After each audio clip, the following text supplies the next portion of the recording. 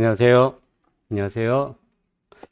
자, 이제 드디어 기업법 2를 시작하게 됐네요. 교재는 다 있으시죠? 일단 마음이 가볍죠? 되게 얇죠? 네. 원래 이게 이제 우리 기업법이 40문제인데, 40문제고, 이제 예전에 이제 엄수표법이 8문제 나왔고, 이제 상법이 32문제 나왔거든요. 그래서 이제 기업법도 원래 32문제 중에 이제 8문제가 기업법 2에서 나와줘야 되는데 작년 같은 경우에는 이제 6문제가 나왔습니다. 6문제가. 이게 이제 6문제가 계속 그렇게 나올지 아니면 다시 8문제로 나올지는 이제 아직 확정된 건 아닌데 이게 작년 같은 경우에는 좀 부담을 좀 줄여주려고 작년이 아니라 25년이네요. 좀 부담을 줄여주려고 문제수를 좀 줄인 이유도 좀 있을 수 있고요. 그리고 또 25년도가 처음 시험이었거든요. 처음 시험이었기 때문에 얘는 이제 법에서만 시험을 냈어요. 법에서만. 그래서 굉장히 쉽게 냈습니다.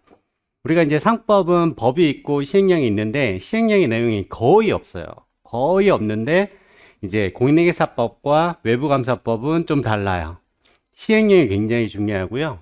공인회계사법이 있고 외부감사법이 있는데 공인회계사법도 조금 이제 시행령이 들어가 있는데 이 외부감사법에는 시행령이 굉장히 많이 들어가 있습니다. 그 얘기는 뭐냐면 얘는 살짝 이 법의 내용으로 본다면 상법이랑 좀 비슷하고요. 얘는 세법이랑 좀 비슷해요. 그 얘기는 뭐냐면 여러분 세법 좀 공부한 적 없죠? 왜 공부한 적이 없냐면 세법이 너무 복잡해. 그러니까 법전을 보고 이해가 안 돼요. 왜냐하면 시행령이 웬만하면 계산 내용이 다 들어가 있거든요. 그걸 법으로 정리하면 머리가 막 돌아버려.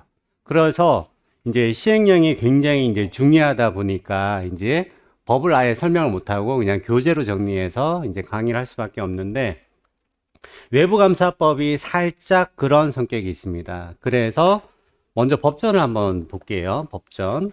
외부감사법 한번 보세요.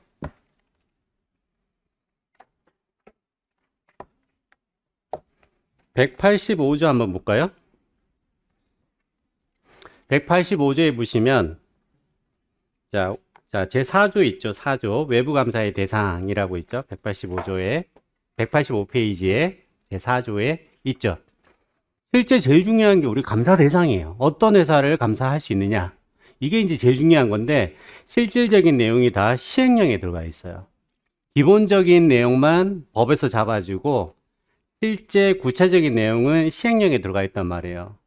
그래서 시행령을 모르면 알 수가 없어요, 우리가. 그래서 외부감사법은 페이지 넘겨보시면 회색 박스가 좀 많죠?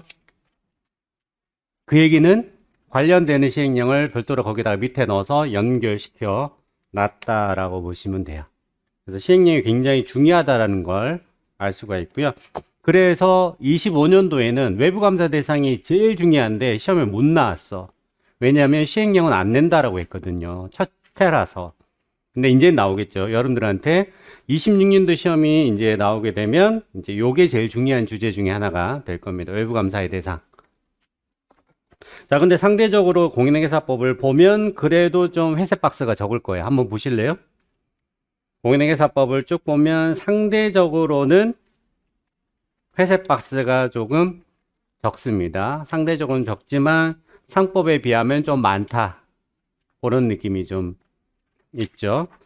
자, 그래서 조금 더 이제부터는 26년 시험부터는 보수적으로 해야 되기 때문에 이제 시행령은 나올 수 있기 때문에 여러분들이 25년보다는 범위가 조금 더 넓고 깊게 들어가야 된다라고 보시면 되고요.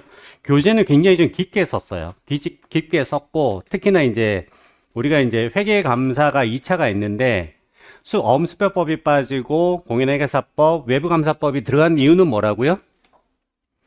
제일 중요한 게 회계사들 업무에서 제일 중요한 게 감사인데 우리 수험생들이 어떻게 했다고요? 그냥 2차를 동차해서 날려버리는 거죠. 그죠? 그래서 유예기간 때만 감사를 했다는 거죠. 그래서 이제 1차에 좀 넣겠다라는 취지가 이제 외부감사법과 공인회계사법이다라고 보시면 돼요. 그래서 1.5차 같은 느낌으로 책을 좀 썼고요. 그리고 이제 하면서 덜 중요한 것들은 살짝 그냥 터치만 하고 넘어갈 거예요. 그래서 중요한 것과 중요하지 않은 것, 이런 것들을 좀 구분하면 되겠다.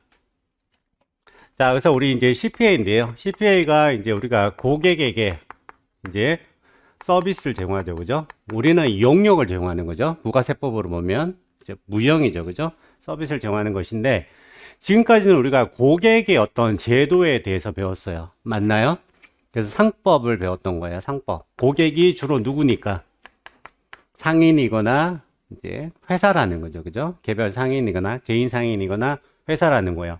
이제는 우리에 대해서 알아보자는 거예요. 우리가 어떻게 구조되고 어떻게 조직화되고 그 다음에 또 어떤 서비스를 제공할 수 있는지, 그런 것들을 이제 공부하는 게 공인회계사법과 외국감사법이다라는 거죠.